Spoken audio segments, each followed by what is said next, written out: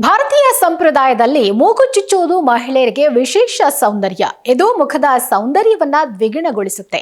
ಆದರೆ ಮಹಿಳೆಯ ಅಜಾಗರೂಕತೆ ಎಷ್ಟು ದೊಡ್ಡ ಅಪಘಾತಕ್ಕೆ ಕಾರಣವಾಗಬಹುದು ಅನ್ನೋದನ್ನ ತೋರಿಸುವ ಘಟನೆ ಪ್ರಸ್ತುತ ಸಾಮಾಜಿಕ ಮಾಧ್ಯಮದಲ್ಲಿ ವೈರಲ್ ಆಗ್ತಿದೆ. ಇಲ್ಲಿ ಮಹಿಳೆಯೊಬ್ಬರು ಮೂಗುತಿ ಧರಿಸಿದ್ರು, ಆದರೆ ಅದರ ಹಿಂದಿನ ಪಿನ್ ಅಂದ್ರೆ ಸ್ಕ್ರೂವನ್ನ ಸರಿಯಾಗಿ ಬಿಗಿ ಮಾಡಿರಲಿಲ್ಲ. ಅದು ಸಡಿಲವಾಗಿತ್ತು. ಅದರಿಂದ ಅವರು ಗಮನಿಸಲೂ ಇಲ್ಲ. ಗಾಳಿಯಲ್ಲಿ ಉಸಿರಾಡುವಾಗ ಮೂಗುತಿ ಪಿನ್ ಸ್ವಲ್ಪ ಸಡಿಲವಾಯಿತು. ಜೊತೆಗೆ ಆಕಸ್ಮಿಕವಾಗಿ ಅವರ ಮೂಗಿನಿಂದ ನೇರವಾಗಿ ಅವರ ಶ್ವಾಸಕೋಶಕ್ಕೆ ಅದು ಜಾರಿ ಹೋಯಿತು. ಇದು ಅವರಿಗೆ ಉಸಿರಾಟದ ತೊಂದರೆಯನ್ನ ಉಂಟು ಮಾಡಿತ್ತು. ತಕ್ಷಣ ಮಹಿಳೆಯನ್ನ ಪರೀಕ್ಷೆಗಾಗಿ ಆಸ್ಪತ್ರೆಗೆ ಕರೆದುಕೊಂಡು ಹೋಗಿ ಎಕ್ಸ್ರೇ ಮಾಡಿಸಿದಾಗ ಸಣ್ಣ ಪಿನ್ ಆಕೆಯ ಶ್ವಾಸಕೋಶದಲ್ಲಿ ಸಿಕ್ಕಾಕೊಂಡಿರುವುದು ಸ್ಪಷ್ಟವಾಗಿ ಕಾಣಿಸಿತು. ಅವರಿಗೆ ಚಿಕಿತ್ಸೆ ನೀಡಿದ ವೈದ್ಯರು ಫೋಟೋವನ್ನ ಸಾಮಾಜಿಕ ಮಾಧ್ಯಮದಲ್ಲಿ ಹಂಚಿಕೊಂಡಾಗ ಈ ವಿಷಯ ಬೆಳಕಿಗೆ ಬಂತು.